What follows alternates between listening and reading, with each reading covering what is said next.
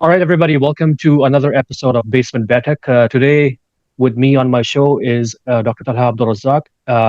Dr. Tallha is an award winning academic and expert on the Arab world, particularly as it relates to its political and military issues.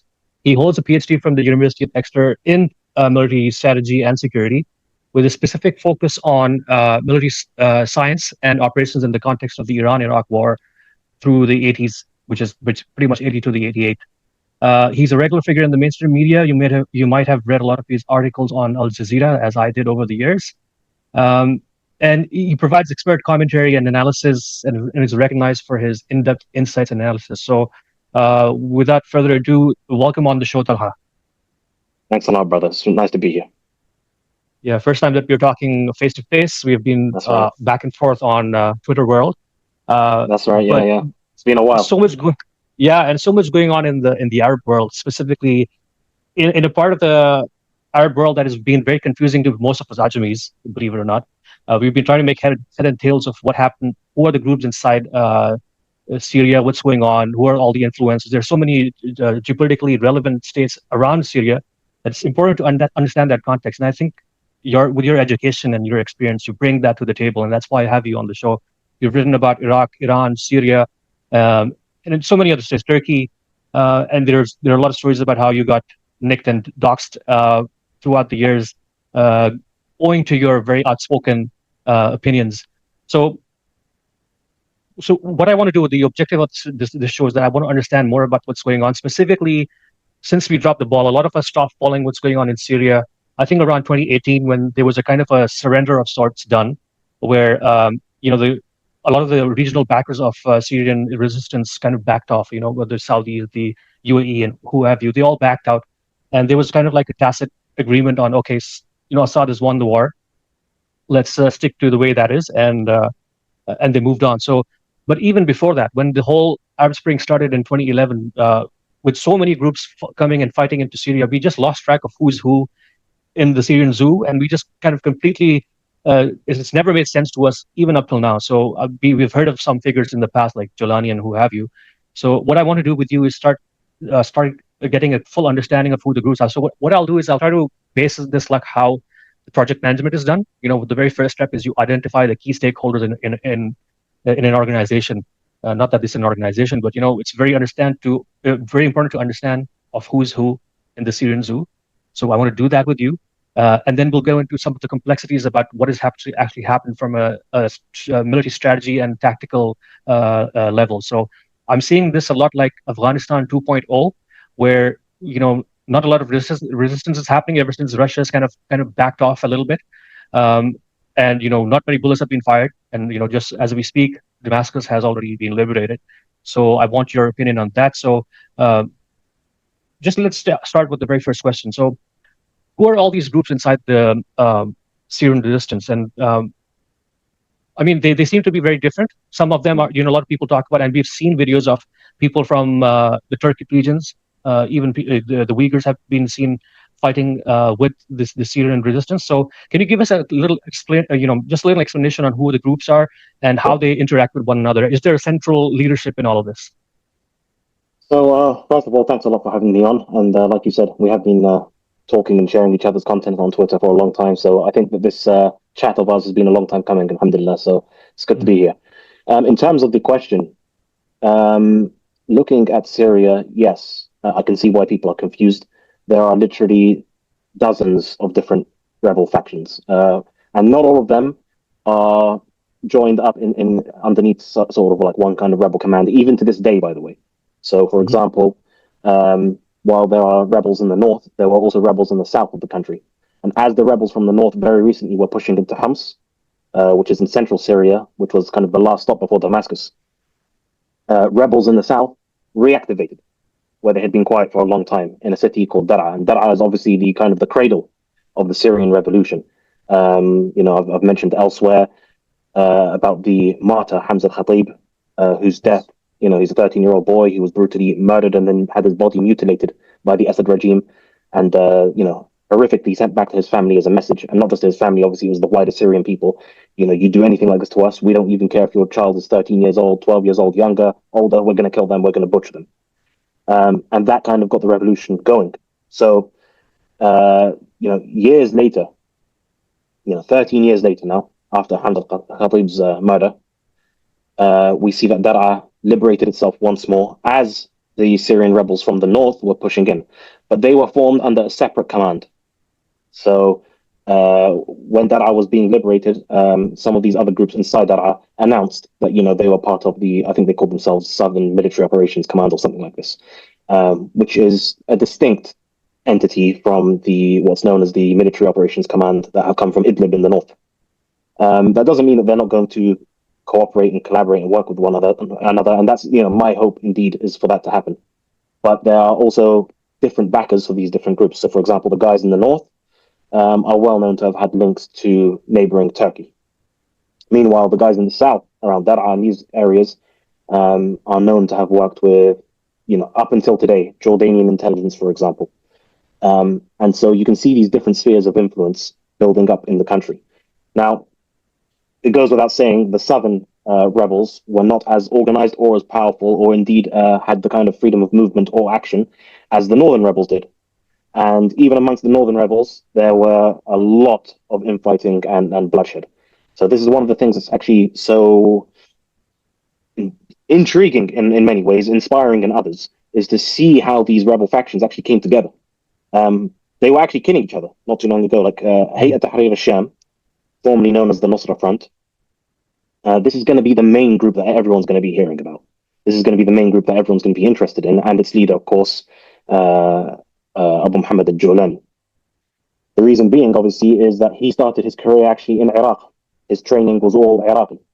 And obviously, Iraq is next door to Syria, and it has its own long-standing problems with Iranian occupation, US occupation, and a lot of foreign meddling from all sorts of actors, including Turkey and the Gulf Arab states, and Syria at one point, by the way. But we can go into that on another time.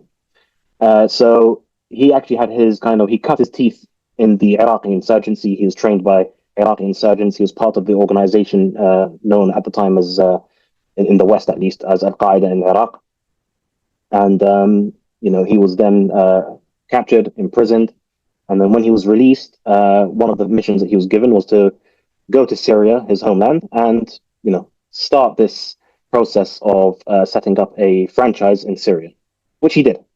But what was not expected by the Al-Qaeda HQ was, and also his his direct commanders in the chain of command in Iraq, what was not expected was that he would break away and do his own thing, which is precisely what he did. So what became an interesting feature of Hayat Tahrir al-Sham and Jawlani's strategy was that although they were known as Jabhat al-Nusra at one point in the Syrian civil war, and they were known as the most effective fighters against the Assad regime, after things started to fall apart and various rebel factions started to give in, and some of them would make deals with the regime so that they basically come back under the fold of the Syrian Assadist state. The remaining rebels, and HCS being among them, were relocated to Idlib. And Idlib, I don't know if how many of your viewers have been to Syria, but it's not necessarily known as a key hub in Syria at all. Like, it's not something with massive significance, just say like Aleppo or Damascus. Yeah, it's not being any of these things. However, it gained that importance because it became the only real hub of resistance against the Assadist Ba'athist Nusayra regime. And that's why it gained its importance. And in that cauldron, you had a lot of infighting.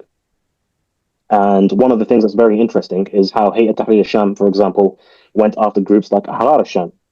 And Ahrar al-Sham had a Syrian, they were very much Islamists, but they had a Syria first approach, where elements of Syrian nationalism were incorporated into their ideology.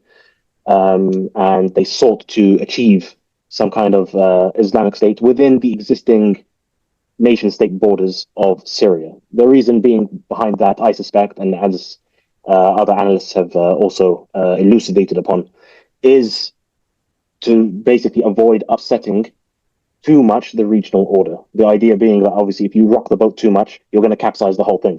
So you may as well have a more achievable objective.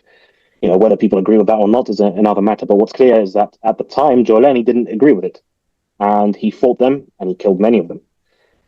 Just as he fought other rebel factions. But Ahrar al-Sham was one of the more well-known ones, one of the better organized ones. They had a lot of public support as well. Whereas Jordani's popularity was actually not that much in comparison. Like he wasn't seen as someone who's going to be this, all-saving, all-conquering hero, like he kind of is being lionized as today. It was actually not like that at all in the very recent past. So he also went after his former brothers in arms with the ISIS group and Al Qaeda, and he was well known for hunting down these operatives and killing them. So this is another feature that was very interesting in the evolution of Jolani's personality. Naturally, that led to allegations that he's faithless, he's treacherous. Even his brothers in arms, who fought with him for years in Iraq, couldn't trust him, and in fact, he went and murdered them and killed them, and so on. The idea being that they're trying to paint this picture of Jolani as a character who is simply power hungry. It doesn't matter who his allies are. It doesn't matter who his friends are. You could be his friend today and his enemy tomorrow. You could be his enemy today and his friend tomorrow. And in a way, in a manner of speaking, that has sort of panned out, because what he's successfully managed to do since these ceasefires, since you rightly pointed out about the kind of the regional forces getting tired of the Syrian conflict and backing away.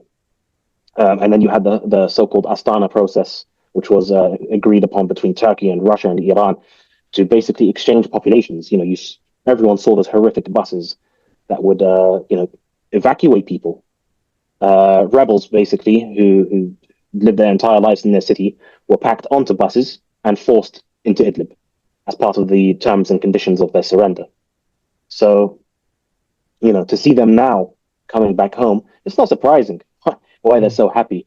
I mean, sometimes I feel like, although I know I'm speaking to you right now, it's almost like I'm not quite fully embodied. I'm not even from Syria, right? But the elation that I feel for them is something I can hardly describe. I've been awake all night. In fact, I've barely slept since since late November. It may be coming across because I'm finally starting to crash and my system's slowing down. So it may be coming across to your audience. So I do apologize to everyone and to you, of course, if I'm a bit slow on the uptake.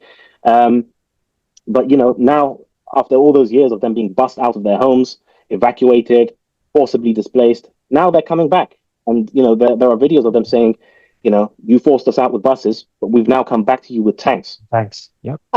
So it's really something. It's a remarkable change in a very short period of time. And I remember being kind of in the depths of that gloom. I was like, one of the few lone voices out here in the UK in particular, and in the West, who was speaking in the media and trying to keep up this flame of righteous revolution. It's not just a case of people wanting anarchy and chaos. They don't want anarchy and chaos. The beginning of the revolution was never about that anyway.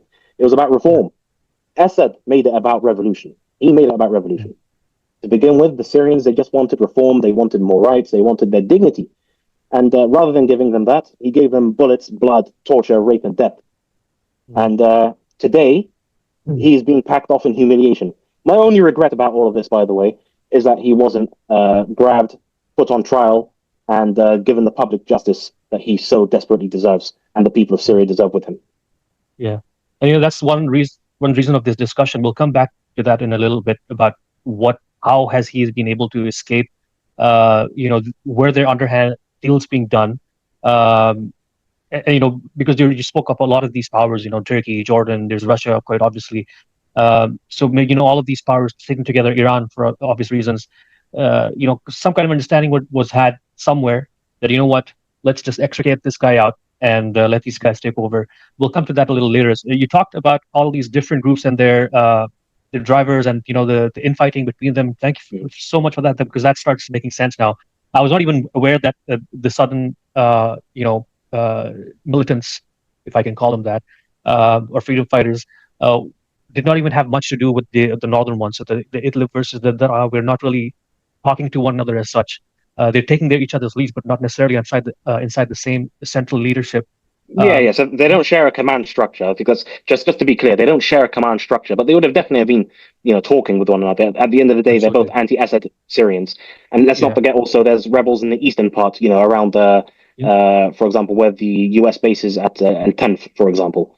Yeah, and not to mention, obviously, the Kurdish rebels, who, well, I say rebels, sometimes working with the regime, Yeah. very pragmatic group who are trying to basically create Have their their own interests. Kurdish Yeah. Arab state. And that's another whole issue entirely.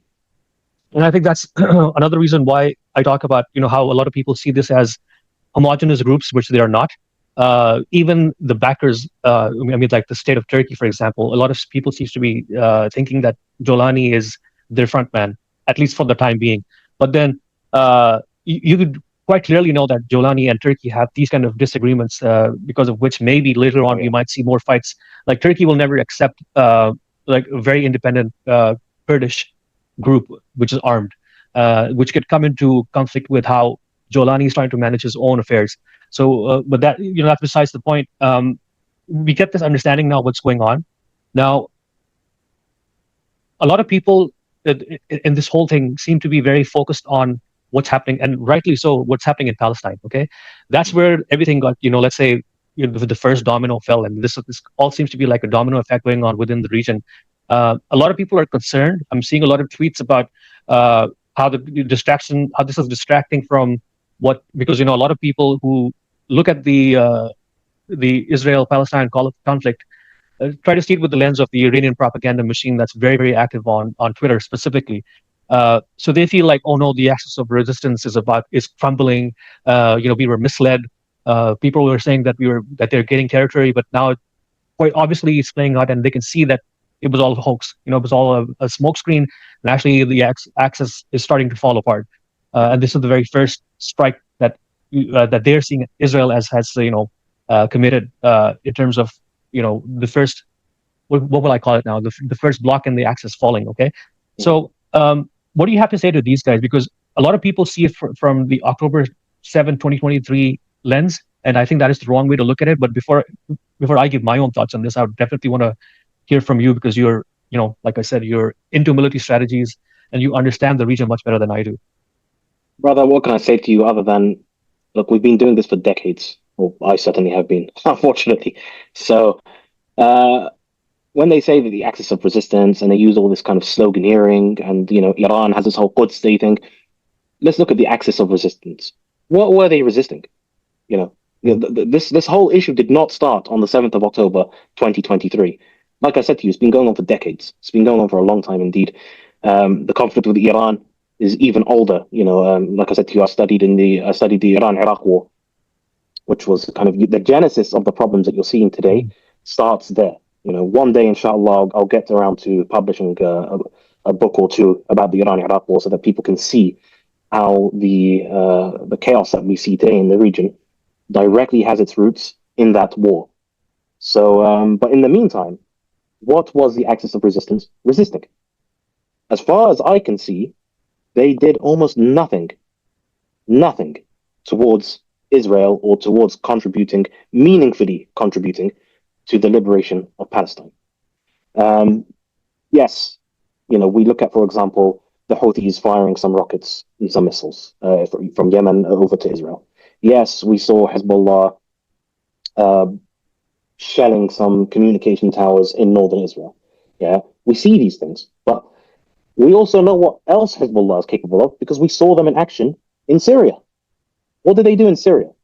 They didn't just shell a few communication towers. They went in force, with heavy weapons, with medium-range ballistic missiles, with dozens of various Shi'i terrorist outfits, stretching all the way from Pakistan and the Zainabiyun, into Afghanistan and the Fatimiyun, through to Iraq and the Hashd al-Sha'bi, which is about 70 different Shi'i groups, by the way, and then into Syria, training them all, commanding them all at the behest of the so-called Islamic Revolutionary Guard Corps of Iran, and leveling entire Syrian cities, absolutely destroying them.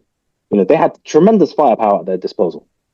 Did we see even 1% of that firepower brought to bear against Israel? No. Even after Israel started bombing them in the Dahia, which is south of Beirut, and the Janubi areas of Lebanon, which is their heartland, Israel had declared war against them, had invaded Lebanon, had bombed the hell out of them, had killed their leader, And all they were doing was releasing these Hollywood videos of the weapon stockpiles inside mountains, and they're showing off these massive missiles, and they're saying, Israel, we're gonna hit you with these missiles. Go on. You certainly did hit Syrian Muslims. You certainly helped the Iraqi Shi'i militias to destroy Iraqi cities.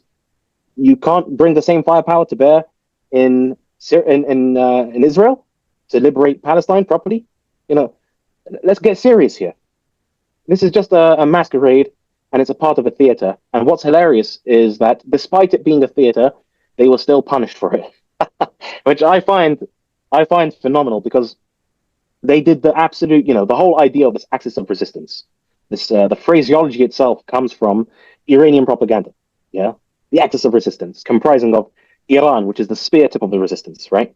And then you've got Iraq, which is now under Iranian occupation. You've got Syria. You've got Hezbollah in Lebanon. You've got the various different, the Yemeni Houthis, for example, and all these other satellite factions. And all they managed to do was destroy Sunni power.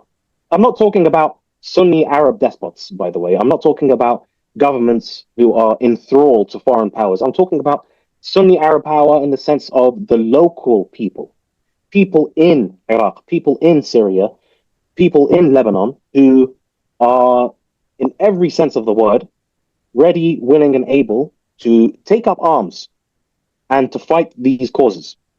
But instead, obviously, they are oppressed either by their own leadership, which is backed by foreign powers, or they're being oppressed by Iranian occupation and colonization. And I say colonization, by the way, and I don't use that term loosely, because they do genuinely flood Iraqi cities and Syrian cities with, well, not Syrian cities anymore, I'm very, very pleased to say, but they did commit demographic change. They brought Shi'i militants in from even like the Hazara communities in Afghanistan, the Zainabiyun from Pakistan, and they gave them land that formerly belonged to Sunni Arabs in Iraq and Syria.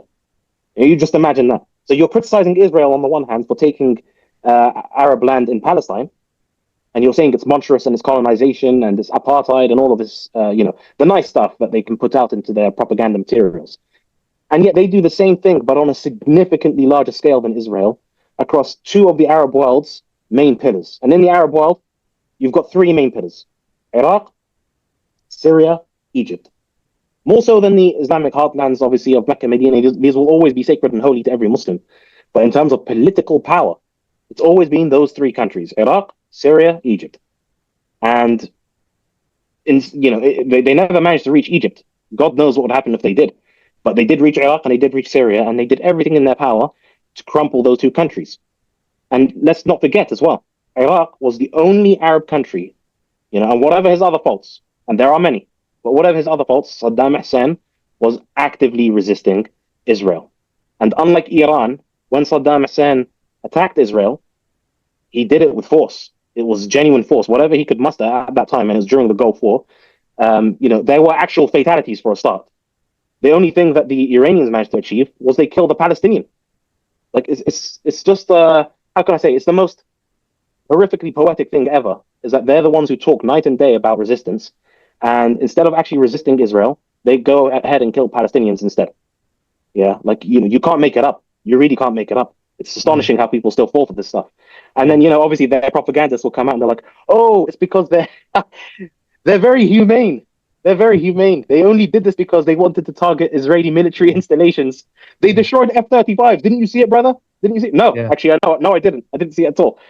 And believe me, I watched closely. They didn't destroy any F-35s. They didn't majorly damage any Israeli military infrastructure. And if they're so humane with the Israelis, it would be nice for them to extend that humanity to their so-called Muslim brothers and sisters in Iraq and in Syria. But they never did. And the reason for that is because they consider us not to be Muslim brothers and sisters. They consider us to be even worse than non-Muslims, Jews, Zionists, whatever. You name it, they consider those better than actual Sunni Muslims in Iraq and Syria, who they think it's halal to rape, kill, murder, torture, and dispossess. So, I cannot believe anyone falls for this nonsense anymore. Yeah. And it's gone on for far, far too long. And it's enough, frankly, it's enough. and Tallha, just if I can chime in over here, Yeah, please. even if you divorce all this sectarian stuff like Sunni, Shia, and what have you, if you look from a very just a geopolitical perspective, and you're a guy who's done military strategies. I did one episode with a friend of mine, in fact, two or three of them, where we talked about the Iranian doctrine, which was built up with what you did your PhD in the Iraq War, and how it built this doctrine of Iran trying to expand its military presence inside the Arab world, and in these key states, Egypt would have been one, but the fact that they concentrated, for example, Lebanon, which is like a gateway into the Mediterranean, in Yemen, which is again the Bab al Mandab, so that's a choke point right again. So they're trying to expand into these key states, and they did it with the start of Saddam Hussein, yeah, where when the Americans came in and bombed him. I mean, we all know at the time that the Iranians were happy with that. So American, Israeli, and Iranian interests kind of converge at that point. And when Saddam fell, they started growing their presence inside. And over the course of the last 2 decades, they grew their influence in all these Arab states. And like you said, they moved human capital from as far off as Pakistan and Afghanistan, and they brought them into and stationed them into Syria and Lebanon. But they played a military game, and as a guy who kind of tries to pseudo analyze these things, I like what they did. I mean, I may not agree ideologically with them, but I was seeing that in the geopolitical chessboard, they seem to be outmaneuvering the Arabs. Okay. Oh yeah. And this Oh is yeah. and this is for the first time I'm seeing the Arabs hit back.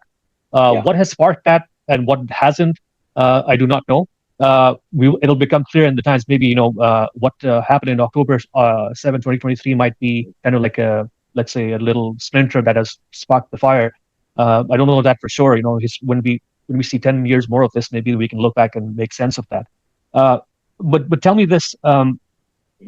A lot of this, the gains that we're seeing are kind of like non-military gains, okay? Because they seem to be like, and I trace this back to 2018 when I stopped following the case. And full disclosure, Talha, when this whole thing started back in 2011, I actually was, I won't say pro-Assad or pro-Assad or Bashar, whatever. I mean, you can even go before that to his father, Hafiz. And I was not pro them, but I was like, okay, the geopolitical chessboard seems the way that the Sunni resistance is not going to work. Okay, the reason why I kind of tagged along with Bouti and many other Sunni scholars in Syria was because I saw that just from the point of view, and we're talking about an era where Russia was in the ascendancy. Okay, they won over many of their little battles that they were having, proxy battles that they were having with the Americans inside Eastern Europe and maybe even bordering with Russia. So I was thinking that these guys are on the ascendancy and they're going to flatten out any gains that unless the Americans would have or the Turks would have come in full time. There was just no taking on Russia backing the Iranians at the point. But then what has happened in the last 6 months, specifically, especially with Turkey getting a little agitated about what's going on and wanting to assert their influence in the region, because they know that at the end of the day, if the Israelis start encroaching into Syria, and they've definitely encroached, with all the talk about Hezbollah being a good fighting force, and I don't contest that asymmetrically at least, they have moved into the south, and they're in a position now, the Israelis, to annex that territory if they want. So they are expanding. They're expanding into southern Lebanon. They're expanding into western Syria, and Turkey cannot just sit this out. They have to exert their influence now and try to, if not push back, then check this forward push by the Israelis. So I see all of that, and it starts making sense. And this is why I see now Sunni power kind of like coming back in. That we've lost a lot of this stuff, but put the military aside for now. Coming back to that point when I dropped the ball in 2018. What has happened from 2018 up till now? We have not seen any like major military escalations from the Syrian resistance. What I do remember is a lot of political maneuvering happening in that time period. Where people say Jolani is a changed man. I do see that. To some extent, like he was talking to different tribes, to different localities, and trying to build bridges. Even with Iran to some extent, okay? And he was kind of like And that's why I think a lot of this gains that we're seeing, the non-military gains, and no bullets being fired, is because of this overall local versus the regional. For like what Turkey, Iran, and Russia, I believe they have some kind of tripartite dialogue where they must have agreed to some kind of understanding. So, what is your take on that? On what happened between 2018 and 2023, or now 2024, as well as what's happening behind the scenes with all these major stakeholders? I mean, the main thing when it comes to the last major kind of tit for tat exchanges between the regime and the resistance was around about 2020. So there was a ceasefire around about 2020 rather than 2018. And in the ensuing 4 years, Hayat Tahrir Sham and a bunch of these other factions decided that, we have to consolidate in some way not only our rule over Idlib, but also we need to prepare for the next phase of the war, because the war isn't over. And well, it is now, but inshallah anyway soon. But at that time, it was still very much a weakened position that they were holding in Idlib. So a few things happened. They learned, particularly HTS, how to govern. Because prior to that, they weren't really governing, they were just fighting. But then all of a sudden, they were in large control of Idlib, which meant that they learned how to function somewhat like a proto-state, including issuing ID cards, managing state employees, education facilities, health facilities, taxation to a degree, tariffs on goods entering their borders. There was actually some sort of trade going on as well between Idlib and some regime-held territories, some Kurdish-held territories, obviously with the Turkish-held territories. When I say Turkish, obviously I mean the Free Syrian Army and their allied groups. So they started to learn how to function as a state. And once they had that prototype, that blueprint down, it then became I would say, a moderating influence on their behavior, in the sense that you went from a maximalist approach, which was kind of the Al-Qaeda and taken to the absolute extreme end of it, ISIS way of thinking, to actually being in a position where, hang on a second, we're governing. There's all these different kinds of peoples with different kinds of views and beliefs and whatever else who live under us. How do we govern this territory while maintaining our strength, maintaining our power, and maintaining our control, and not agitating the populace under us to the point where they want to see us overthrown? And that was a very genuine fear that they would have had, because they had no solid footing at that point in time. Everything was kind of very shaky. There was always the fear that Turkey would cut an extra deal with Russia or the Assad regime and try to get out. Indeed, as recently as earlier this year, Turkey was making strong overtures, including speeches by President Recep Tayyip Erdogan. Strong overtures, wanting to mend fences with Assad. And I think he massively regrets it now, by the way. But Assad at the time just refused to engage with Erdogan at all, and which was incredibly foolish. I used to always look at that and I used to think, what the hell is he doing? Yes, you seem to have the upper hand right now, but isn't it better not to have a country which has troops on your soil and within your borders, and that has strong influence over numerous armed factions? Isn't it better to take them off of the board by making some kind of peace deal with them? Strategy would dictate, yes, you may not personally like Erdogan, but this is politics. It's not about who you like. It's not about who you dislike. This is a very morally and emotionally ambivalent place. And yet he made an emotional decision to rebuff Erdogan, and which kept Erdogan kind of in the game. And, let's not underestimate how much, it was required for Turkey to be somewhat involved in what was going on. And I don't want to overplay it, by the way, because a lot of people are overplaying it, saying, oh, this is a Turkish plan, and, it went so smoothly. Look how they conquered Damascus, whatever. No, this was very much a domestic, homegrown effort with the understanding of the leadership of this movement, that they had to engage with Turkey. These aren't people that are just stupid, without any agency, without any ideas of their own. They know that Turkey is an influential neighbor, and they also knew that Turkey, could at least, with its Free Syrian Army proxies, check the so-called Syrian Democratic Forces, the SDF, who are linked to the PKK, or Kurdish Marxist organization, and they can at least check them and hold them off, keep them away from the military operations command, the Syrian military operations command, as they advanced south. Because what you can't do is advance south, and then all of a sudden you leave your rear open, and then Idlib is captured right from underneath your nose. You need to have something that will check them and hold them in place. So they obviously cut that deal with the Turks, who then coordinated with their proxies in the Free Syrian Army, the Syrian National Army, and these various other factions that are within the Turkish orbit. And there was also a very well-orchestrated charm offensive, where Jolani would specifically, send envoys and emissaries, and even he himself would attend gatherings, for example, of Christians, of Shi'i communities nearby, of even Alawites, sending them messages and whatever, and you will be safe. We mean you no harm. There was an understanding, a maturity, a political maturity involved that showed that he understood that you can't just be making enemies with everyone. That's not to say I agree with all of his actions, by the way, but I'm just analyzing him as a leader who we're all going to have to be paying attention to in the coming years, and particularly in the coming months, to see what happens in kind of post-Assad Syria. But it's just to understand kind of his evolution from a more maximalist point of view in the Al-Qaeda framework to more understanding what is required to govern within the boundaries of a modern nation state. Now, of course, people are going to hear that, especially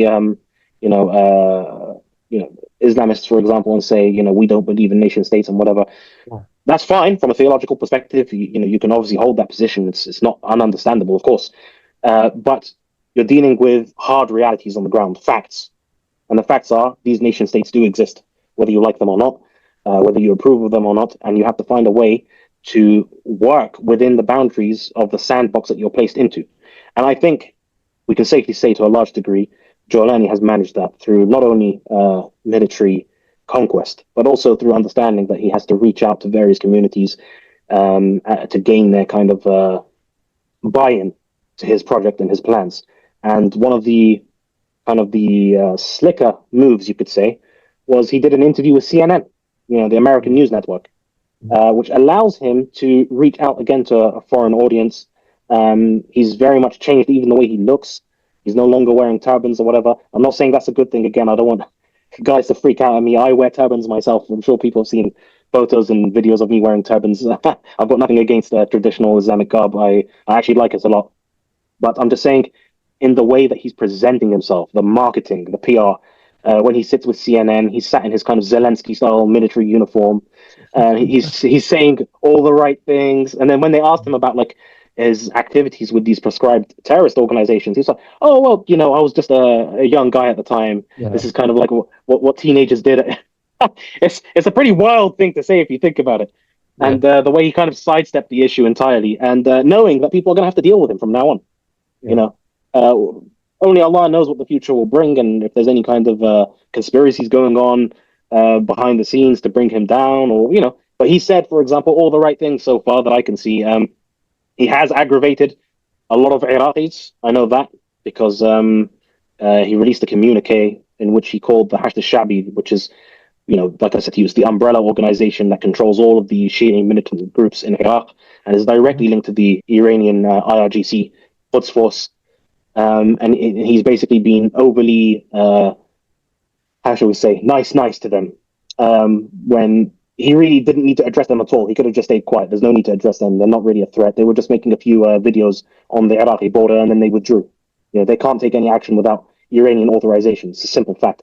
So he was kind of sending messages to them that didn't need to be sent, which managed to anger quite a few Iraqi Sunnis. He also sent messages to the Iraqi Prime Minister, thanking him for restraining the Shi'i militias, the Hashd al-Shabi, and then he called the Hashd al-Shabi al-Hashd al-Iraqi, the popular Iraqi mobilization forces.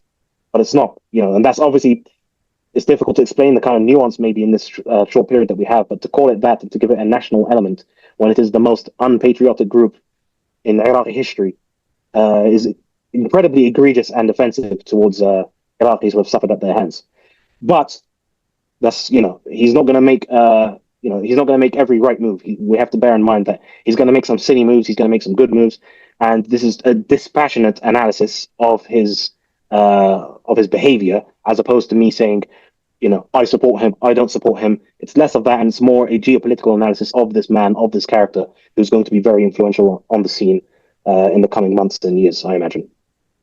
Yeah, absolutely. There's no denying the fact that he's positioned himself as the leader. I mean, what happens from this point on?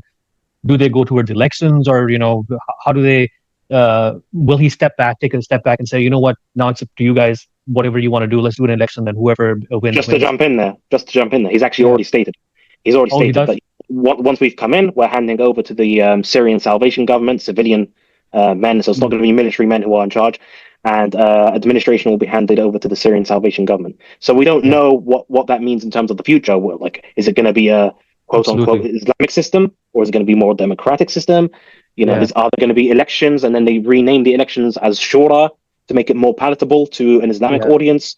I don't know about that, but we'll see. Yeah, and like I said, very very similar to Afghanistan 2.0, because what happened in Afghanistan was the same thing. When they came in, they're like, okay, we've done, and again, it was a very let's say bloodless kind of the takeover of Kabul, and when they took over, they're like, you know what, there's going to be an interim setup, and after a while, we're going to hand over to whoever it is, and what that process will look like was not very clear. But it has been more than 2 years now, 3 years, and that interim setup is still over there. Some of the promises that they made, apparently in the Doha agreement, I have never read that agreement, that they will allow women's education and this and have you. They've like kind of gone back on all of those agreements. So maybe something similar might happen again, because again, geopolitics is so dynamic that they have to look at their own realities, and not that there's a reality of women don't want to get educated in Afghanistan, but they have their own internal constituencies, fighters. If they seem to be conceding too much ground on, let's say, women's education, they might have an insurgency on their hands. So similarly, Syria might have these kinds of, compulsions where they will have to look at, okay, this group might be more powerful. They're not happy right now. What can we do to pacify these guys? And then maybe have that adjustment in our own governance model. And you brought that very great point about moderation by governance. I think this happens a lot with happened with the Saudis, when for lack of a better term, when the Wahhabis took over, they were seen as very like bloodlust kind of group. But once they got into this whole governance process, that whole moderation started coming in, and to the extent now where you can't even, I can't even call them moderate anymore. They're like to the other extreme of liberalism, what have you. So this is kind of like a natural progression. So I do understand that, and that point is well taken. But now that we've kind of like talked about the political events or the political chessboard, let me talk about some of the military or the kinetic responses that we have seen, and we've been very surprised with some of the, especially on the north, when we saw. I think it's in the north that the tone was set. Once the people saw the new weapons and the new formations and the new tactics, I think the Syrian government or the Syrian army was like, you know what, we can't. I was about to drop an F-bomb. We can't screw around here. Let's just start melting back. Okay, so what do you see? I've seen these FPV drones, for example. Okay. Being used like projectiles, and I've been arguing this for a long time that drones will become like the light infantry of the future. You see this happening in every battle ground anywhere. We saw it in Armenia and what you call it, Azerbaijan's. What's the name of that place? Nagorno-Karabakh. Yeah, exactly. We saw that happening there. Then we've seen it happen now in southern Lebanon, where Hezbollah has been using it, and now we're seeing the Syrians use it in Syria.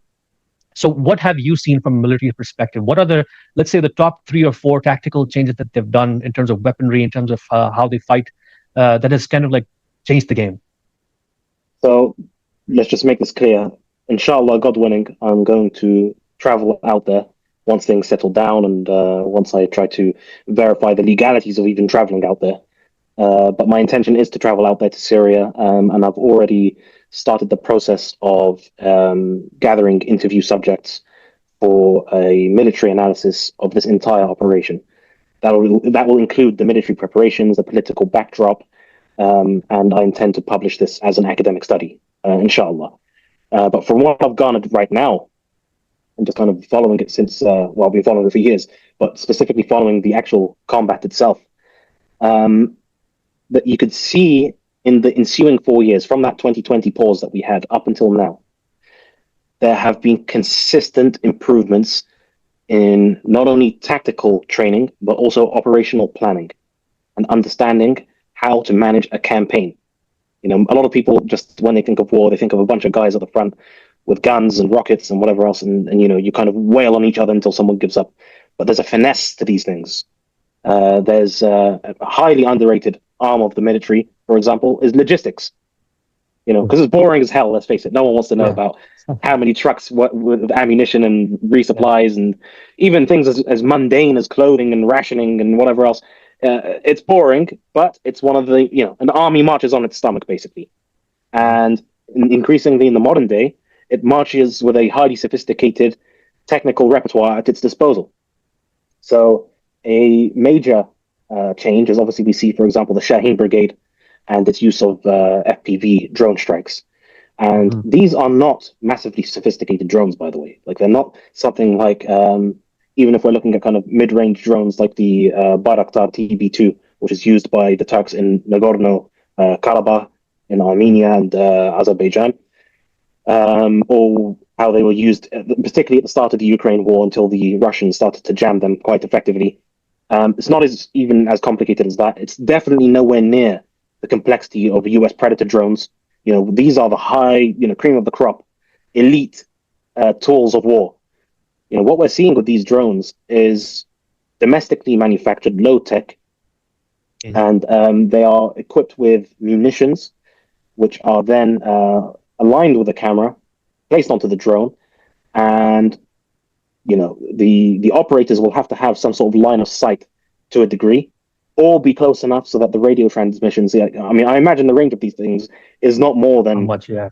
Yeah, it's going to be something like maximum 50 kilometers. Maximum. Yeah.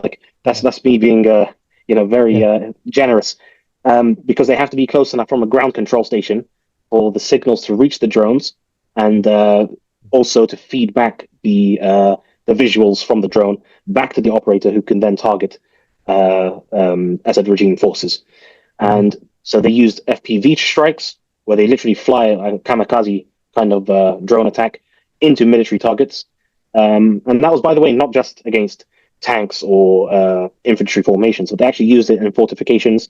They used it for targeted assassination attempts. You know, there was at the time in Hama, before it fell, I saw a video, and I think I shared it as well, of an FPV strike on one of the Assad regime's command centers. So it's a building, and they flew this drone in through the window, and then the visual feed cuts. Yeah. So obviously there was a bang, but we don't know obviously the results of that bang, the explosion, who was taken out. But they did say it was a command center that was targeted. So you know, that's an innovation that they worked on. They also had bomblets that they would drop. You even saw this, by the way, in Gaza, in Palestine, where these drones, which again very low tech, very unsophisticated, would fly over an IDF formation, usually light infantry, and you just watch the bomb just go, you know, like this, and then explode. That, by the way, interestingly enough, and you may notice a bit of bias here, but a lot of this stuff was innovated in Iraq. So a lot of things, like, you know, even when you see close range infantry personnel coming up to an armed vehicle or a tank and attaching a bomb to it, or putting it underneath a tank, or even onto a weak point in the armor, that was all innovated during the days of the Iraqi resistance against US occupation. The drone strikes and stuff like that, that all came later on as well. So these things are not new to me. You know, I've seen them before. But coming back to the topic at hand, the HTS also invested heavily in their own form of special forces brigades. They managed to acquire for them night vision goggles, for example. There's one unit of about 250 men, and they only do nighttime operations. That's their one job. So they're trained to a very, you know, high level of specificity in night combat. They have night vision goggles. They have infrared targeting systems on their weapons, and they engage in nighttime raids and attacks, as you would imagine a special forces unit would. You've also got teams that are specialists in infiltrating behind enemy lines. Again, another special forces specialism. So this is what was kind of the main thing. This is when I knew that it was kind of game over for Assad is during the Battle of Halab. I spoke to a friend of mine, and he said to me, "Oh, we've just seen the special forces of the rebels coming out from the city center."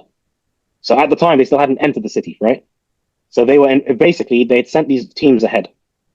It wasn't a spur of the moment decision to just attack Halab, and then all of a sudden, when Aleppo fell, they decided, "Oh, you know what? We've got momentum with us.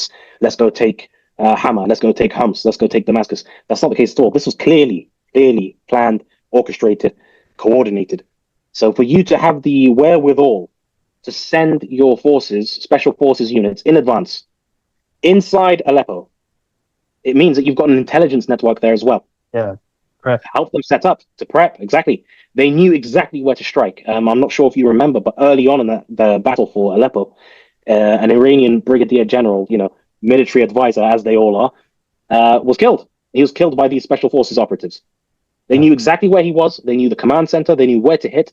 And as the rebels were closing in, you had utter chaos inside the city of Aleppo amongst the ranks of the Assadists. And they're backed, obviously, by the Iranians and the Shia militias. So they knew exactly where to strike and where to target. Cause chaos within the city while the rebels were approaching from the exterior of the city. And then they met in the middle somewhere. So that just tells you as well, high level of sophistication, high level of planning, high level of training, and very specific training. This is the kind of stuff that when you see in like first world powers, you see their militaries and their special forces units, they train for specific scenarios and they war game them over and over and over again. So it's quite clear to me that the Military Operations Command has spent the ensuing 4 years from 2020 to 2024 logistically bettering themselves, building up a drone strike capability, building up a missile strike capability as well. They've even developed their own primitive cruise missiles, highly trained special forces units, and night fighting. These are the kind of the main features of what we've seen, as well as the fact that they were able to mechanize to a significant degree that once they did take a city, they were able to swiftly move on to the next target and the next target and the one after that. Yeah, and that's great. Thank you for touching on all of this because that's exactly what I was trying to come at. The intelligence level, the tech level of the drones and what have you, and even to the level of infantry, like how they kind of melted without detection inside what I can best call counterintelligence. Yeah, they were implanted inside the other person's intelligence, and they were able to kind of like before even their troops moved in, they were able to rattle them from within. So it's just from a military strategy perspective, when I look at it, it was just absolutely mind-boggling the way they pulled this off. And I guess that's what set the trend of everybody else then backing off. They realized that this has gone way beyond us. Yeah, and we did see a lot of generals also and military figures kind of switching sides. So that was like one precursor to, okay, this fight is not worth it. The juice is not worth the squeeze anymore. Tell me this: a lot of people, because of how this capability is being developed, I mean, not a lot of people, and again, bias coming in from the Iranian propaganda side, that a lot of these weaponry that is being developed from components all the way up to how to operate them is being done through bad faith actors who are, again, let's say pro-Zionists. Okay, for example, they would say the Ukrainian military is sourcing parts for these drones, and they're training these militias to like the Shaheen Brigade, for example. They're saying that it's all completely trained by the Ukrainian military. I don't see that as a problem, even if that is true. I know that is not 100% true. Yeah. So what? I mean, who cares? Exactly. This is the thing, brother. This is the thing. Yeah. It's this conspiratorial, frankly idiotic mindset that has held us back for so long. Yeah. But obviously, it goes without saying that Volodymyr Zelensky is Zionist, pro-Zionist, pro-Israel, whatever you want to call it. So what? In the game of politics, like I said, you're dealing with various factions with different agendas. You have an agenda, they have an agenda. Yeah. The guy next door has an agenda. Yeah. You need to figure out a way to maneuver in order to maximize your capabilities and your potential to succeed. You have your own, whether you want to call it a national interest, a group interest, whatever you want to call it. So Yes, there are reports that the Ukrainians helped with some of the technical training in terms of the development of this swarm drone technology. In other words, cheap drones that you could easily manufacture, cobble together, and you can do so in large numbers, and then just let them loose on the enemy line and wreck them. Yeah. Mm. So what? Ukraine has an interest in seeing Russia lose. Doesn't matter. They don't need to agree with you on everything. They don't need to be, muwahidun and whatever, and they're Muslims just like us. No, no, let's not be children here. This is the real world where adults live. Yeah, and these are big boy decisions. If your enemy has another enemy, and that enemy opposes you ideologically on 99% of things, but the 1% that they do agree with is that the people occupying you need to get wrecked. Yeah, then you cut a deal with them on that 1%. It's not a case of abandoning your faith. I can never make a deal with a non-Muslim. They get on their high horse. I can never make a deal with a non-Muslim. These people do not believe in Allah. I don't care. No one sane thinks like this. And this is, like I said, these people have been holding us back for the past century. It's a very, juvenile, naive, idiotic way of thinking that is frankly destructive. And it doesn't matter where they get their weapons from. It doesn't matter where they get the training from. And by the way, they never apply the standard to, say, Hamas. They don't apply that standard to Hamas. Where did Hamas get their weapons from? Well, I've got news for you. Again, the vast majority of their weapons are domestically manufactured. So despite Iran making a song and dance about it, supplying all of these, missiles and rockets and whatever else, their numbers are actually very slim indeed. It's mostly domestically manufactured. And again, these things are relatively easy to produce, they're cheap to produce, and you can do them in large numbers, and therefore you can focus mass on the battlefield. You don't need to get complicated parts. You don't need to contract out to a large Western arms manufacturer or an ex-Soviet arms manufacturer, and then you have these massive orders in. You can just do it in your own backyard with a few tools and parts and components that are heavily and prevalent within the region and elsewhere. So let's stop trying to think in this silly way. It's not helpful. And Tallha, let me just also mention that, look, if you have a problem with where Syrian militants are sourcing their parts from, and it seems to be sourced from here or from the CIA or who have you, there's a black market out there, okay?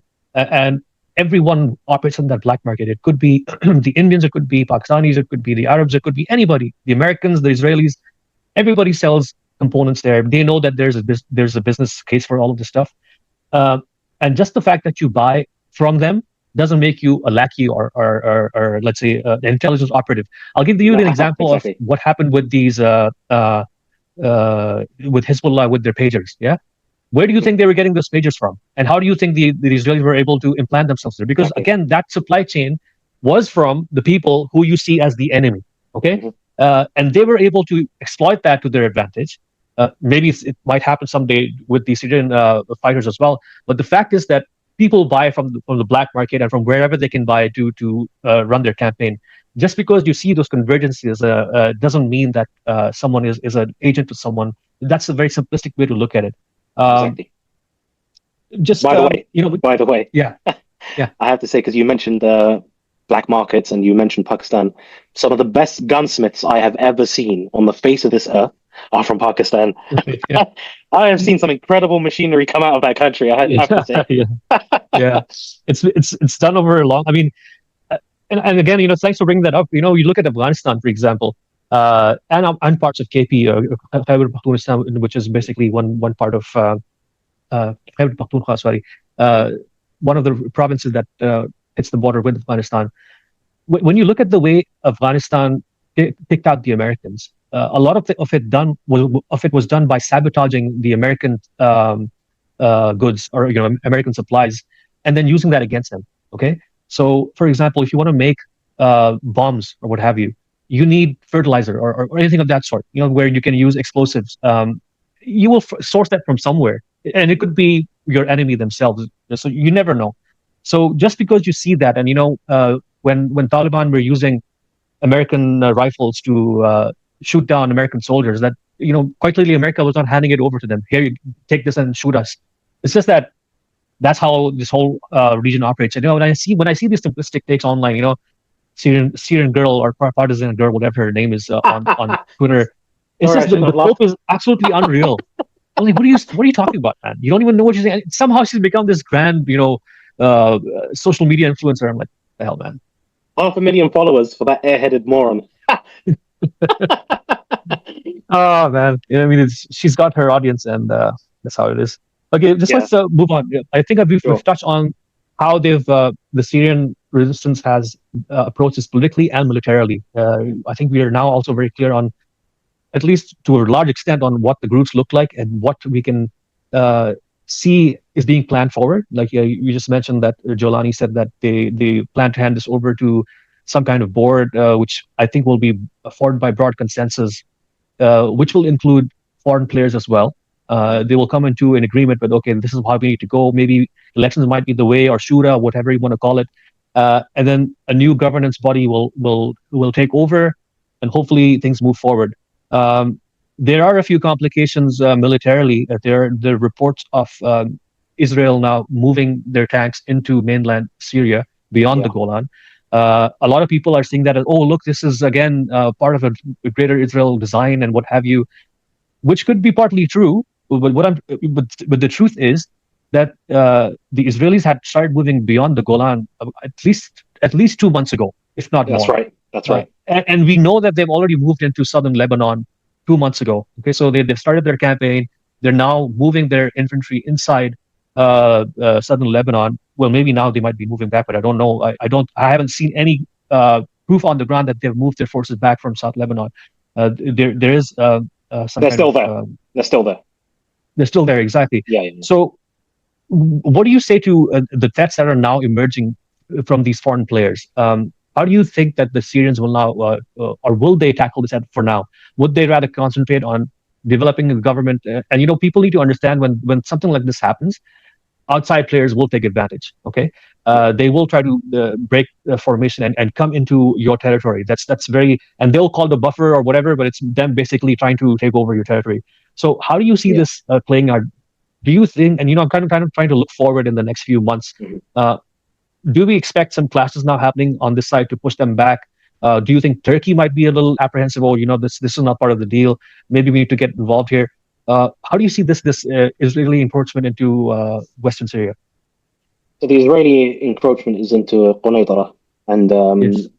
you know, in 1973, they took a similar route, basically to drive in towards Damascus, and that was checked by the Iraqi army, who quickly deployed within, I think it was within 24 hours' notice. Basically, drove across the Syrian desert and slammed into the Israeli flank, pushing them back from Damascus.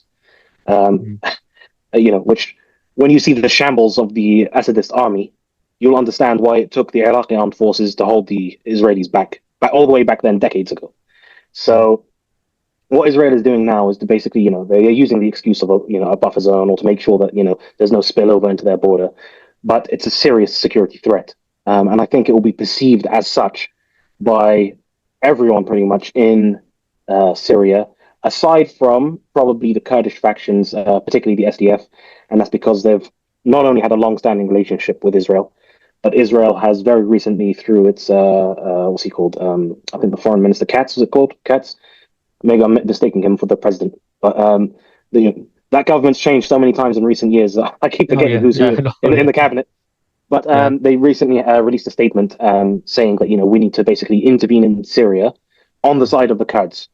The idea being obviously that if they intervene on the side of the Kurds, then they can keep any forces within Syria from consolidating their power and rule and stabilizing the country. It's not in Israel's interests for Syria to stabilize. Obviously, that's going to be understood by those who are the rebel factions, and it will be a point of priority for them to begin to organize some kind of national government that can negotiate some kind of deal with the Russians, the Americans, and also resolve this Kurdish issue in the northeast of the country. The reason being, obviously, is Turkey is not going to want any kind of Kurdish power in this new Syria, um, unless it's part of a broader government that it can somehow influence and to guarantee the security and stability of its southern borders with Syria. the Americans have had a long-standing position in Syria, which was actually reduced by a few hundred men by Donald Trump when he was president in his first term. And if you see his statements very recently, he actually said, just I think it was yesterday or the day before, this is not our problem. We need to get the hell out of there. We need to just see what happens, see what unfolds, and leave them to it. It's none of our business. We shouldn't intervene. He's due to take office in just over a month. So that's not long at all. And if he takes over, and we all know his penchant for cutting deals and being seen to be making good deals, as long as he's not swayed by an Israeli opinion, for example, and we know he's quite close to the Israelis, that it's in their vital interests that the Americans stay in and maintain firepower and whatever else there as a deterrent, and so on and so forth, then it could be a very positive development for the Syrians in the sense that you've now got a US president who doesn't think that the US should have bases everywhere and should be intervening in foreign military conflicts, but rather should have a position of, brass tacks. How much money can we make out of you? Are you willing to cut the deal? And I think, judging by Jolani's charm offensive, he's very much willing to cut the deal with the Americans.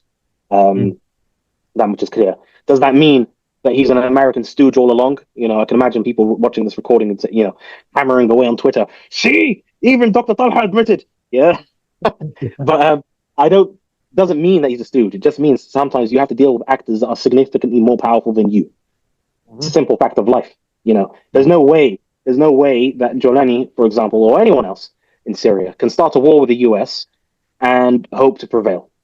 At the end of the day, the US is still the most powerful military power on the face of the earth. And if they needed to, they could deploy warships also to Syria. They could also redeploy to Iraq to bolster their forces there and invade across the border. I don't think that's a possibility, by the way. I'm just saying what could happen if the Syrians do something stupid, which I don't think that they will, judging by the way that they've been behaving. And the Israelis, if they try to maintain a position in Quraydara or elsewhere in Syria, I think, given time, they will be fought. I don't have any doubts in my mind about that. I think that they will be fought and they'll be pushed back. The Golan Heights is a long-standing issue for the Syrians, and it was lost by the Assad regime, who did nothing to regain it. I think that status quo, for now, will persist. I don't see the Golan Heights being retaken by the Syrians immediately or anytime soon. I think their primary focus will be to cut some kind of deal with the Americans, which will in turn involve the Kurds, which will in turn involve the Turks, and also cut a deal with the Russians, particularly as they have a naval base at Tartus and they have an air base at Hmeimim, and they're going to want to be able to govern without the threat of two major military powers being able to bomb them at will. So they want to be able to stabilize the country, get it back on its feet, and start thinking about maybe developing the economy. And Syria, historically, within the past, in the postmodern era at least, hasn't had the best economy. It's always been a really weak economy. Doesn't really produce much. Its oil fields are pretty sparse. It doesn't have high tech production or anything like that. So these are going to be things that this government's going to be seriously looking at. They've had 13 years of war. They've had half a century of Assadist dictatorship. They're not going to be looking to roll into another war again anytime soon. And I believe even if they engage with the Israelis, they're going to make it clear that their military aims would be to push them out of Syria's borders and not to pursue them into Israeli-controlled Palestinian land. I think that's kind of the main thing. It would be very foolhardy of them to start another war after they've just come out of a grinding one that has absolutely destroyed the infrastructure, what little economic capacity and output that they had, and also led to one of the largest refugee crises in human history.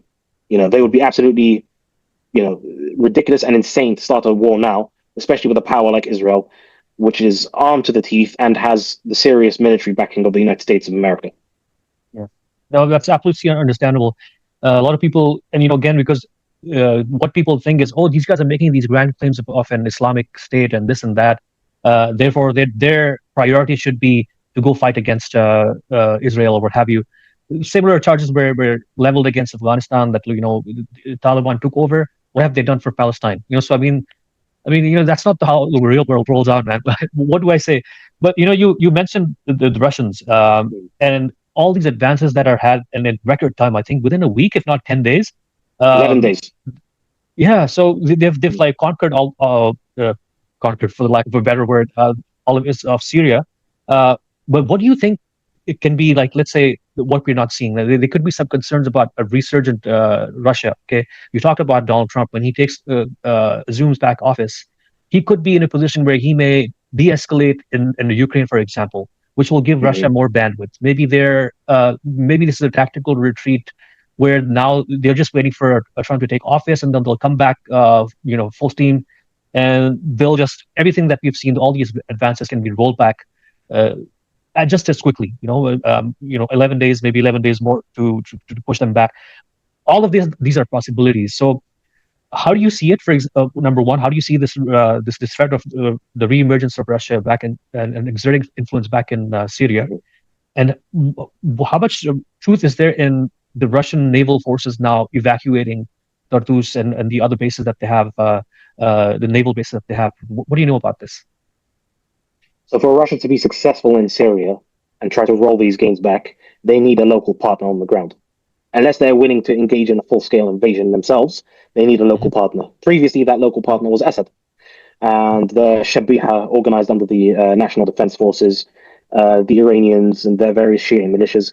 A lot of these guys have now been either crushed, captured, or some of them, or large numbers of them, in fact, have defected. Okay, so they've been issued new ID cards, they've been issued papers. They're going to keep a close watch on them in case they should, turn their coats again, which is a distinct possibility. But they're not organized anymore in the fashion that they used to be, with the so-called Syrian army, different regiments and brigades and battalions and divisions. The NDF, as I mentioned earlier, it's not organized in such a manner anymore. So Russia also, like you said, is tied up in Ukraine.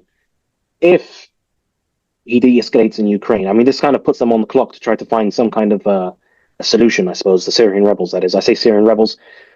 They're not rebels any longer. The Syrians. Government Yeah, now, pretty much. they're going to be the government very soon. Yeah, they're in control of the main heartland. So one thing that the Russians can do, I suppose, is that in the coastal areas, there's still quite a large Alawite community of Nusayris, and a lot of them fled from Homs and from Hama and these other areas that they were holding previously, and they've fled into the plains and mountains that surround the coastal areas, from Latakia all the way down to Tartus and the Mediterranean coast, basically.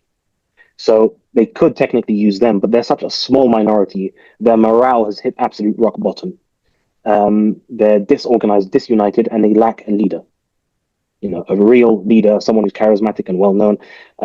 We've had reports that Assad has fled to one of these Russian bases, and the idea is that maybe they'll evacuate him to Moscow. We don't know yet. We haven't got the full details. Maybe there's been some details while we've been chatting, which we'll catch up on after when we finish this conversation.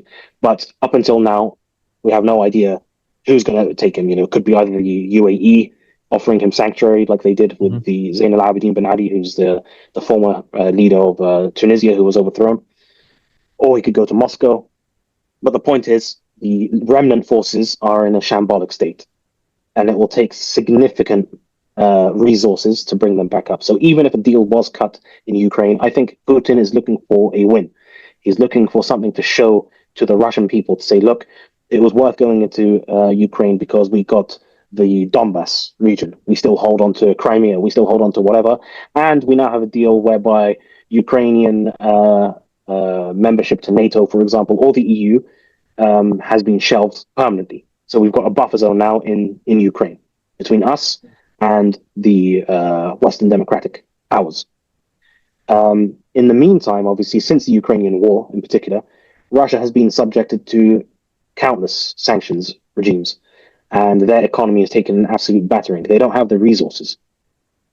So when they were redeploying forces to capture or recapture, I should say, the Kursk region during the Ukrainian offensive into Russia, that's going to have had an impact on Russian strategy, and it would have definitely had an impact on Syrian rebel strategy, because they would have seen what was going on. They would have seen troop movements, they would have probably been coordinating to some degree with Turkish military intelligence as well, who would have informed them and supplied them perhaps with images and intelligence of the Russian redeployments. They'd be closely following through open source intelligence news about the Russian economy and its performance or lack of performance as the issue currently stands. And they would have thought to themselves, okay, then this may be a golden opportunity for us. I don't think Russia is going to be too keen to rolling back into Syria when they don't have anyone that they can partner with, and where they've basically lost everything, and they're just desperate for a win that they can go back to the Russian people with and say, look, after all these years of war in Ukraine, we've secured our borders. Perhaps maybe they'll cut a deal with the revolutionaries in Syria and say, look, we also have a warm water port in the Eastern Mediterranean now in Syria. We've kept those holdings, blah, blah, blah. We don't know the specifics of this arrangement with Syria or what may play out, but I suspect that that's what they will be aiming for, to cut some kind of deal. They did release a statement I think it was a day or two ago, and they said, it's up to Assad, it's up to the regime and its forces to stand their ground and fight for their country. It's not Russia that's going to come in and fight for them. Absolutely. We can support them. And they did support them. They gave them some air support, but obviously not as much as they did in 2015 and 2016 and onwards, for example, because they're a bit too busy in other theaters of war. But they said it's down to you. We can't come and bail you out each time that there's an insurrection against you, or someone's taken a decision to operate militarily against you. You need to stand your ground. 200,000 soldiers, approximately, in the Syrian Ba'athist army, and they just melted away. Not a bullet fired, yeah. They just melted away. Some of them stood their ground, some of them fought. I saw a hilarious video of an Israeli soldier in the Assad regime, and he was recording a video and cursing Assad, using some extremely bad Arabic curse words, saying, your men didn't fire a single bullet. They left us here. They abandoned the city. And guess what? Not only have they abandoned the city, not only did your men not fire a single bullet, not only have you done nothing for us in the past 13 or 14 years, but I'm also defecting to the rebels now. So you get when someone's morale has been crushed that badly, it's a very, very tall order for an economically crippled country like Russia to just, come back in with its rusty tin bucket warships, with the planes falling off of the sides into the Mediterranean. They're a knackered force. Let's put it that way. Yeah. And Tallha, that's what's sad, that, we have been, myself, you, and a few others have been talking about how we're seeing this on the ground. And, I'm not even like an Arab to begin with, but I'm not a Syrian, quite clearly. And I was seeing that on the ground, that there's a change happening. Okay. And Bashar can no longer, flow against the stream, swim against the stream anymore. He seems to be like a sitting duck. And I kept saying for the past 3 or 4 months that, look, there's no way Turkey can sit out this war anymore. They will have to come in. Russia cannot keep backing a force that. And if you look at even the Shia axis of resistance, you can see that the guys from Yemen, they've done something. They've fired rockets or what have you. They've kind of done a good job with in terms of what they've done with their limited capabilities. Okay, they've kind of choked up the Bab al-Manda, for example.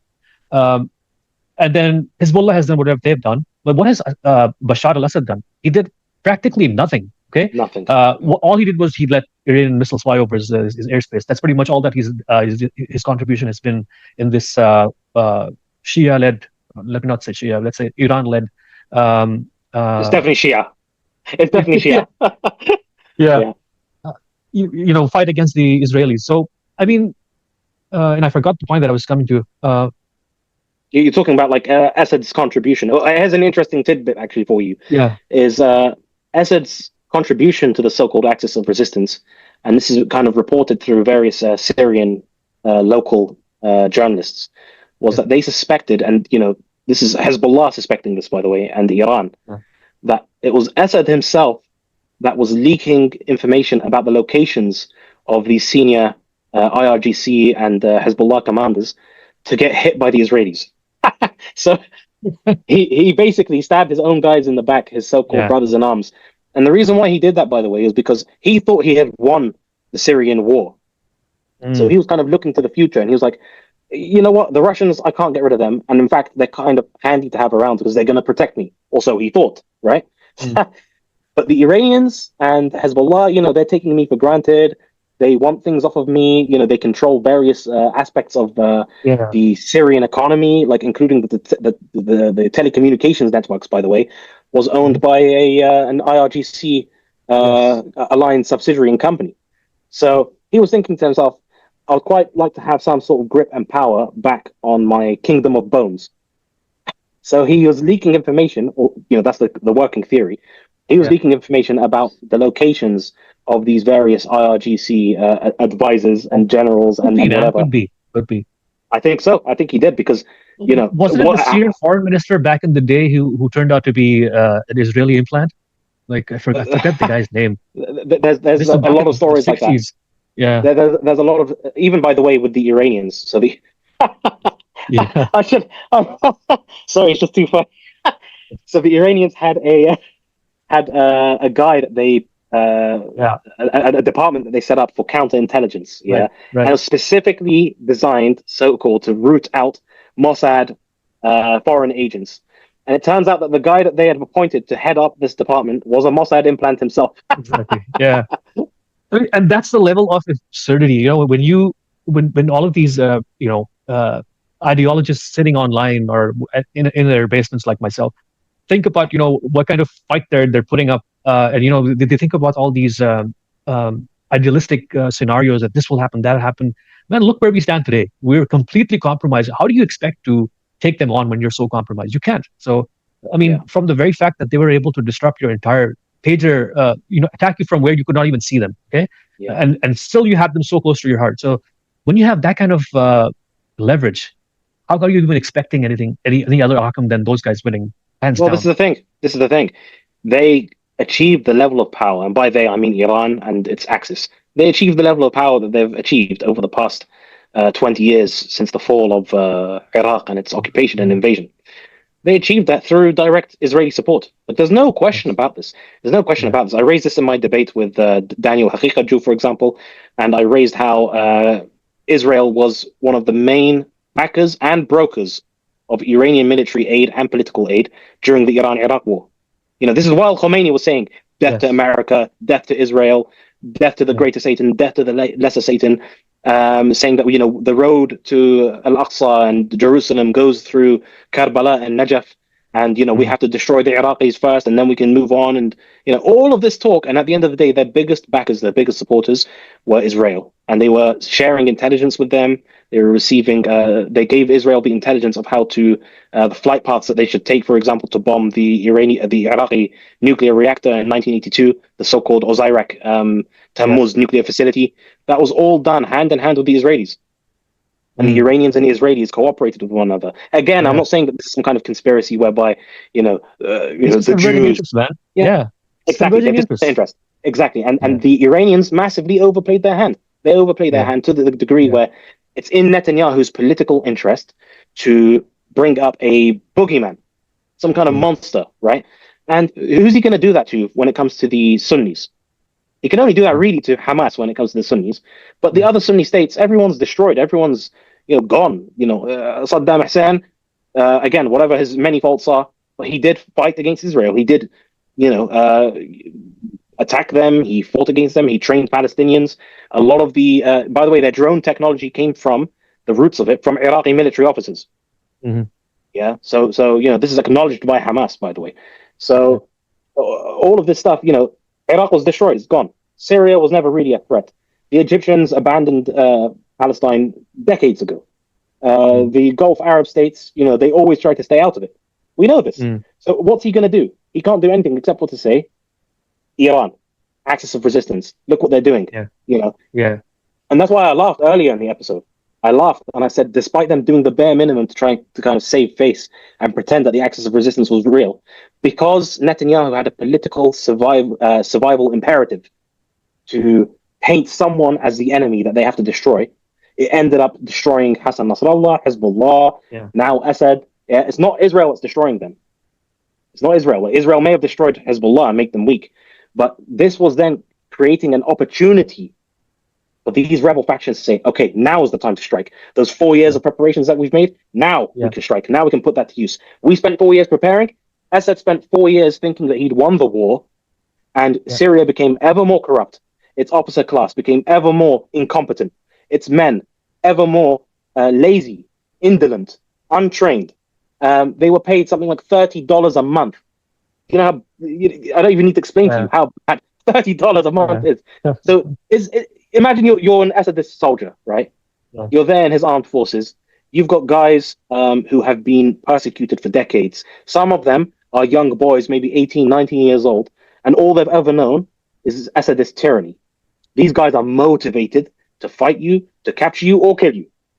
And then you're thinking, you're on the front line, you're facing these guys, these very motivated mujahideen killers. You're facing them in the heat of battle, and you're thinking, am I really going to die for that giraffe-necked loser in Damascus for $30?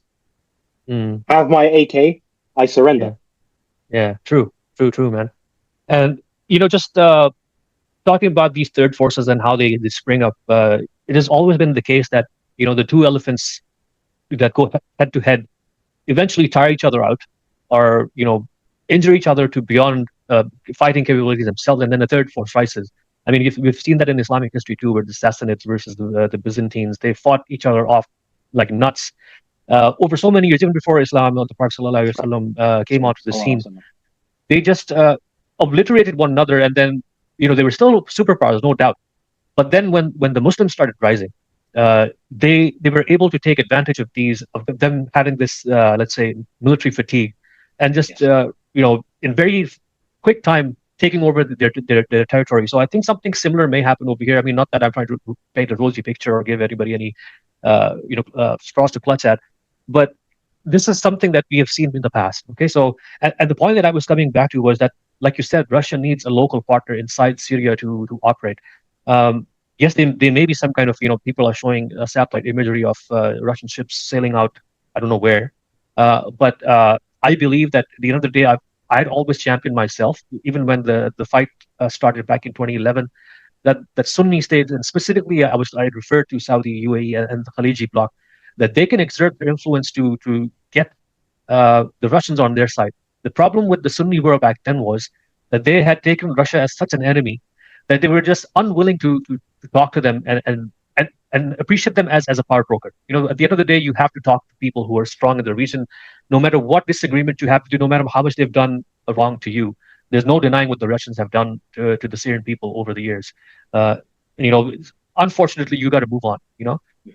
It's the way it is, and I feel that at the end of the day, Russia cannot compromise their gate into the Mediterranean. I mean, yes, they do have access from the Bosphorus side, from the Black Sea, but that's a very narrow strait that is pretty much in the hand of Turkey and, let's say, NATO extended. Okay, so they could always choke them, and then Russia has zero access to any warm waters, maybe through Iran, but even that is a little challenging. So they would want to protect their interests inside the coastal belt of Syria, and I think they will be more than willing to work with and they've shown this, like you said, that we can't fight Assad's war indefinitely. At some point we got to draw the line and say, you know what, if you're not willing to fight, screw you, we're moving to the next power broker here.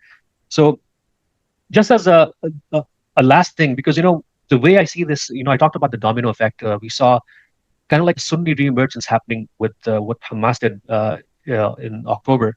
It's spilled out now to Syria. I think this is not going to stop here, obviously, because there are concerns. And like I said, if there's any chance of a reemergence by Iran, they will want to push through Iraq. Okay, what do you see this reemergence of Syrian power of Sunni groups inside Syria?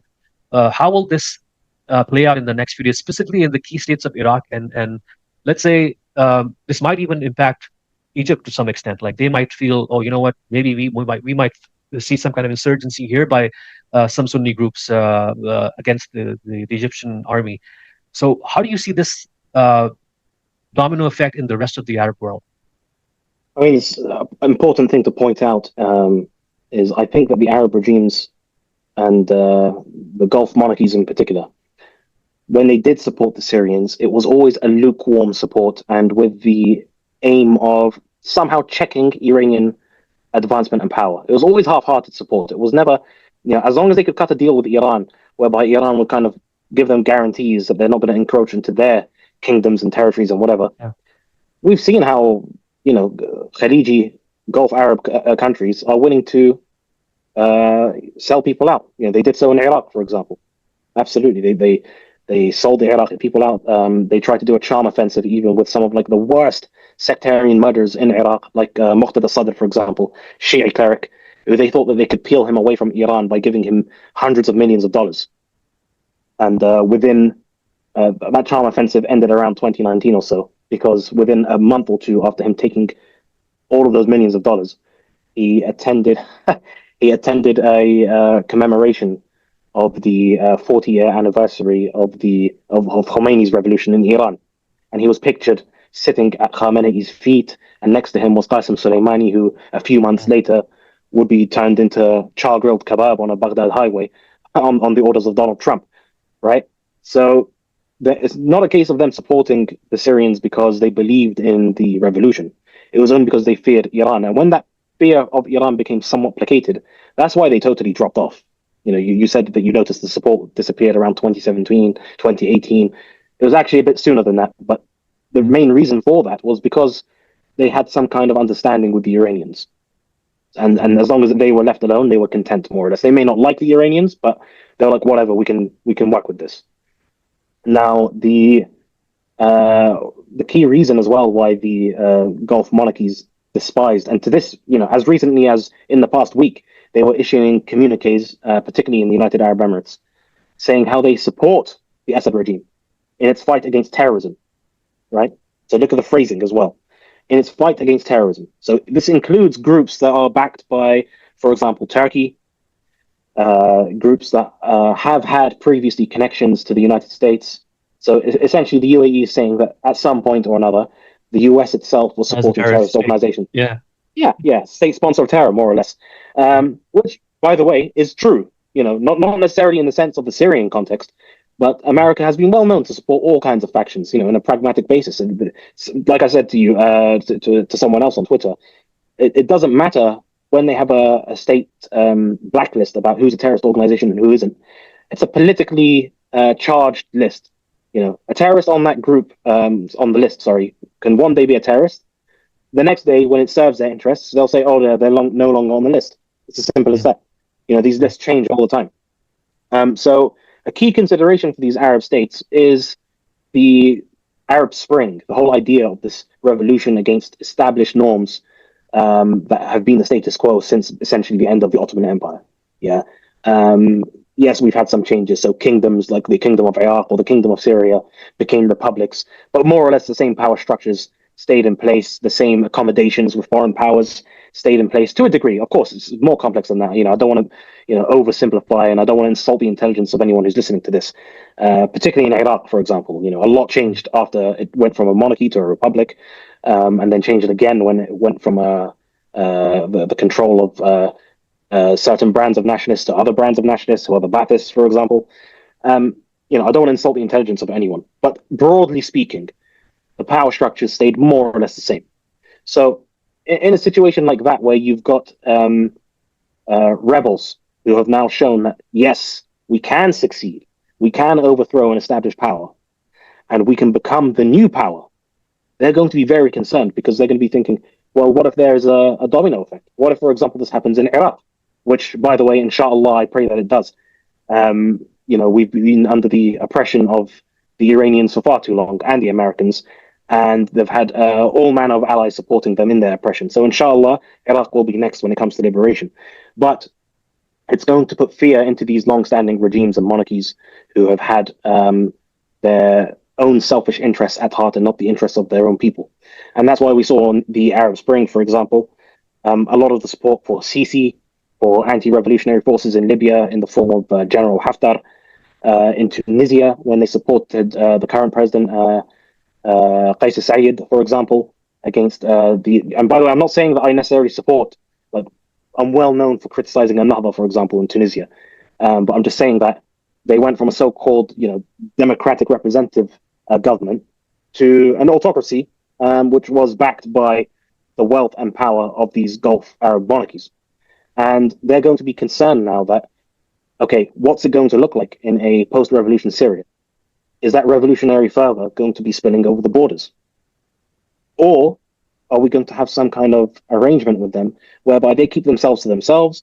They don't get involved in anyone else's business. And by the way, the messaging that's been coming out from particularly Jolani's camp is that yes, we're not interested in getting involved in anyone else's affairs. We just want to stabilize Syria, look after the interests of the Syrian people, etc., etc. That obviously is going to cause some concerns across the border in, just say, Iraq. The Iraqi government, and I posted up a video on my own channel, The War Journal, which was a video of the spokesman for the commander in chief of the Iraqi armed forces. The commander in chief being the prime minister, Ahmed Shia Sudani, and his spokesman is Major General Yahya Rasool, who was, very active during the whole campaign against ISIS. And he said in a long interview that these people, they call themselves the opposition, they call themselves revolutionaries. They're not revolutionaries, they're terrorists, they're criminals.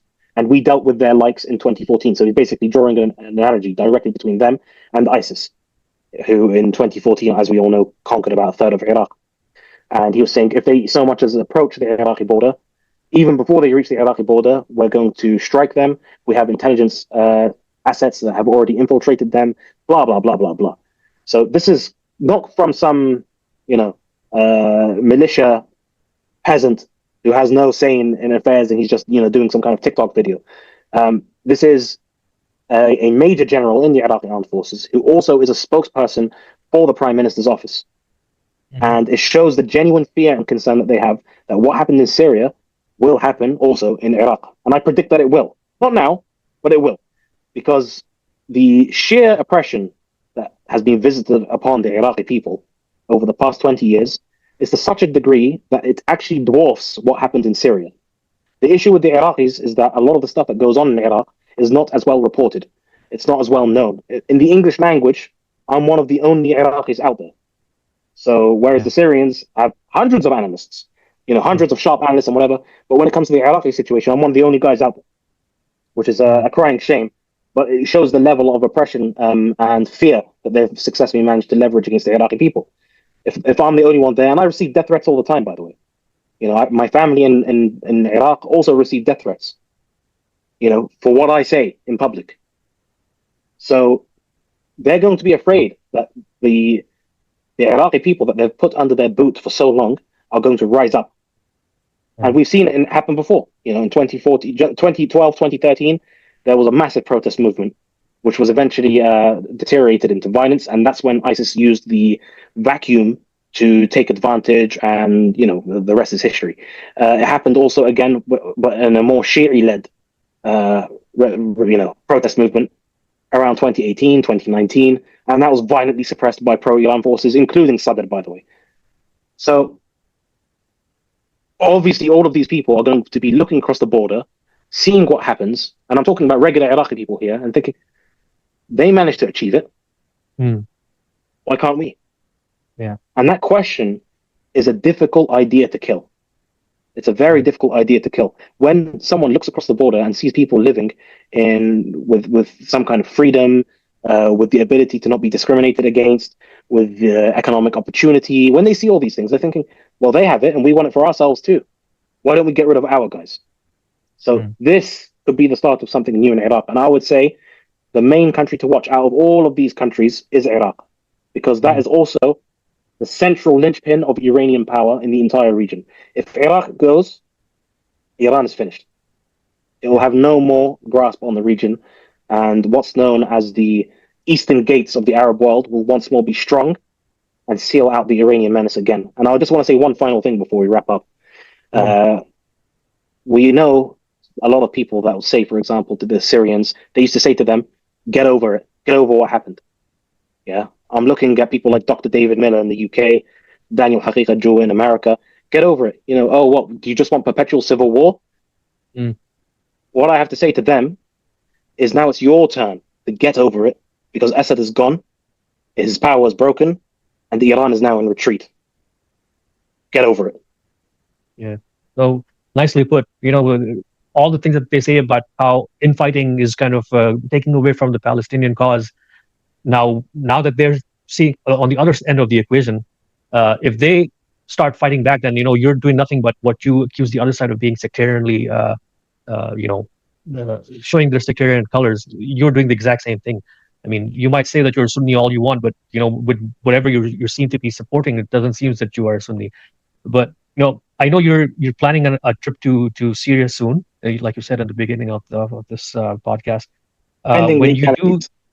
sorry, Pending the legalities. ending the legalities. Yeah, if you do end up going there, I would have love to have you again, because just getting that Absolutely. ground feel, more information. I would love that. Thank you so much for your time, Talha. My pleasure. It's been pleasure to follow you over the years. I forgot to mention at the beginning, I wanted to introduce you that way, but it was just this early morning here, so I kind of forgot that besides him being a PhD in all of these great sciences, he also does a very good impression of Persian English. So stick to that someday. Yeah, maybe one day I'll give it a live rendition, but not today. I'm too tired. Yeah. All right. All the best with your backyard work. I know you've you very got, much. yeah. We'll catch up, right? Take care. Definitely, absolutely. Thank you very much, Noah. Yeah. Assalamu alaikum. Alaikum salam.